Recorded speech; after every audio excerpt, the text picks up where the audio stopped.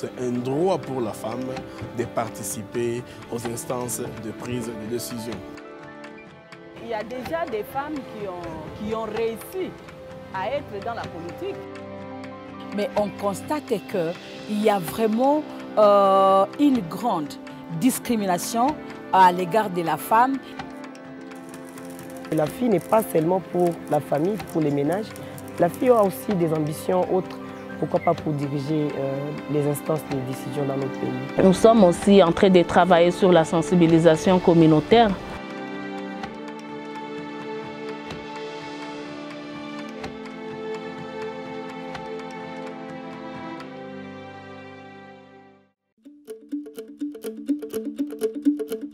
La femme, c'est un être humain à part entière.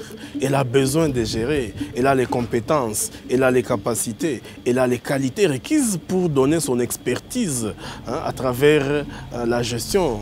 On ne peut pas protéger les intérêts de la femme sans la femme. Il faut l'associer coûte que coûte pour qu'elle-même, connaissant ses priorités, ses besoins, elle sait comment elle peut s'exprimer et elle sait comment elle peut faire passer des idées qui protègent ses intérêts. Les femmes, ce sont des êtres humains comme les hommes et le monde est géré par des potentialités masculines et féminines, mais on constate qu'il y a vraiment une grande discrimination à l'égard de la femme et donc c'est une participation basée sur les inégalités.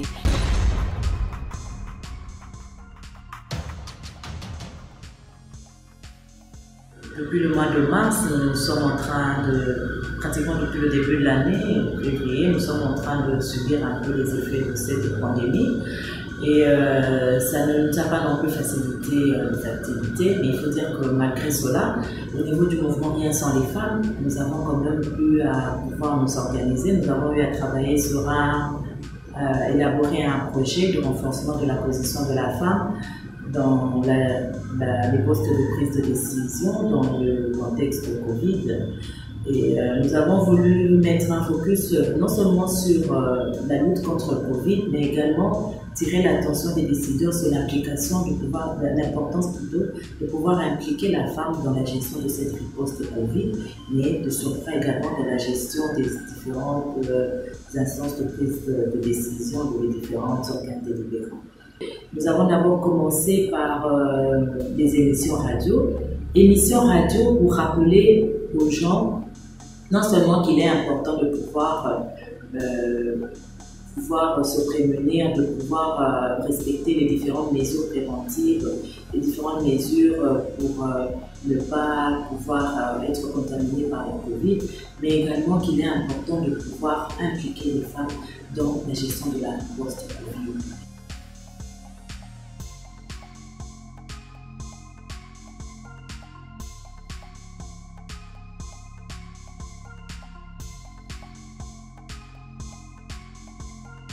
Nous travaillons avec les hommes politiques, tout comme les femmes politiques qui occupent déjà des postes pour essayer de voir comment ils peuvent prendre ou coacher les femmes. Ils peuvent les prendre comme des dauphins, comment ils peuvent les mentorer pour que nous puissions atteindre l'objectif. C'est un mouvement des femmes. C'est bien qu'on a été soutenu au départ par les organisations internationales qui militent aussi pour les droits des femmes. Mais l'idéal, les soucis pour nous est que ces mouvements puissent couvrir tous les pays.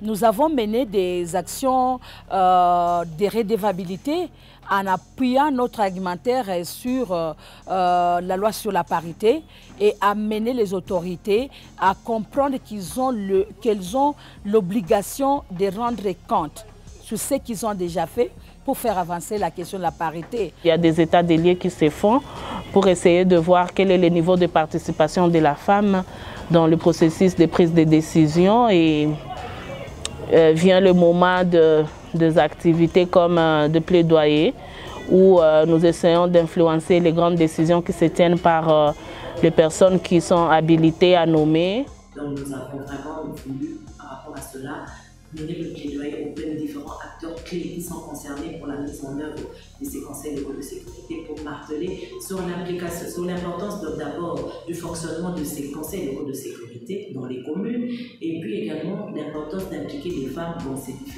dans les réunions qui sont convoquées dans ces conseils locaux de sécurité de proximité. Aujourd'hui, même si je revois par rapport au discours du président d'hier, il y a toute une partie, j'ai dit 3 paragraphes qu'il a parlé sur le renforcement des femmes, il a parlé sur la représentation des femmes, il a parlé sur des mesures spécifiques pour l'entrepreneuriat féminin. Donc c'est ce que nous on souhaiterait maintenant, que les discours ne restent pas discours, mais que ça soit accompagné par des actions concrètes. Donc moi j'ai dit il y a un changement parce qu'il y a cette prise de conscience. Je dirais que le mouvement Rien sans les femmes vient vraiment renforcer cette réussite que nous voulons très efficace, ou peut-être en grande quantité, en grand nombre pour les femmes, surtout celles qui s'engagent en politique comme moi, et qui ont déjà manifesté la volonté de mener cette lutte positive, de pouvoir s'engager dans la politique, comme vous l'avez dit, c'est la seule voie. La plus grande d'ailleurs, pour ne pas dire la seule, mais la plus grande ou la voie autorisée pour accéder réellement à des postes politiques de prise de décision. Il y a aussi quelques femmes qui se retrouvent aujourd'hui dans des gouvernements, que ce soit au niveau provincial, que ce soit au niveau national. Ce n'est pas aussi seulement par rapport à la volonté des hommes qui sont dans la politique, c'est aussi suite au plaidoyer que les femmes, et précisément aussi les femmes du mouvement Rien sans les femmes qui mènent pour que nous ayons les résultats que nous avons aujourd'hui. Avec toutes les mesures drastiques qui ont été prises, notamment le confinement partiel et tout, on a remarqué qu'il y a eu une hausse d'exacerbation des cas de violences conjugales, des violences domestiques, des violences basées sur le genre. Et tout cela, on s'est rendu compte que non, par rapport aux mesures qui étaient prises, les femmes n'étaient pas suffisamment impliquées pour apporter aussi ces différents détails, pour aborder cet autre aspect lié aux besoins sexuels spécifiques des femmes. Nous avons fait une analyse des données et maintenant là, nous sommes en train de nous apprêter pour pouvoir présenter le rapport, et sur base de ce rapport, nos membres vont se poindre déployer déjà la semaine prochaine pour pouvoir mener le plaidoyer sur base des recommandations que nous allons ressortir dans ce rapport.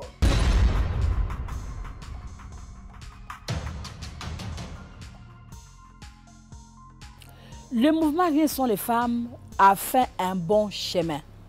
Et donc, nous avons déjà 11 points de coordination, et là, c'est vraiment un élément très capital par rapport à cela.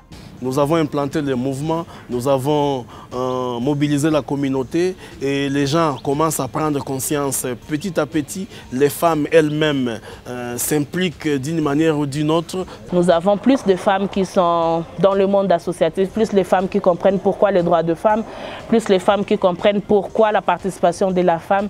Mais il y a ces femmes qui sont dans la communauté, dans les petits commerces, les femmes ménagères. Elles sont les grands décideurs, mais on ne sait pas encore vraiment, on n'a pas encore créé un lien vers eux pour les intégrer dans le mouvement et dans la lutte. Le mouvement a réussi à avoir avec le partenaire CAFOD un fonds qui va permettre aux 11 points de coordination du mouvement de travailler donc sur la représentation de femmes dans les instances de prise de décision et puis dans la consolidation de la paix. Donc ça sera les femmes du mouvement et les femmes d'autres organisations aussi, et puis les jeunes. Ça touche plus les femmes dans le mouvement et les jeunes. Donc par jeunes, j'ai dit jeunes garçons et jeunes filles.